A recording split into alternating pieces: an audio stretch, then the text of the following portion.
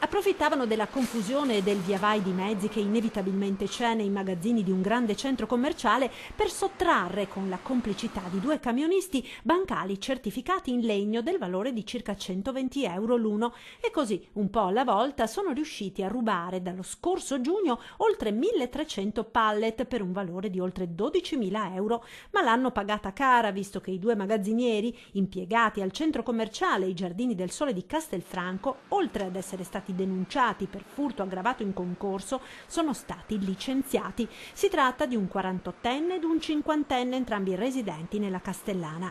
I due autotrasportatori che hanno caricato sui loro mezzi i bancali, un 44enne moldavo residente a Spinea ed un 45enne kosovaro che risiede a Quinto, sono stati denunciati.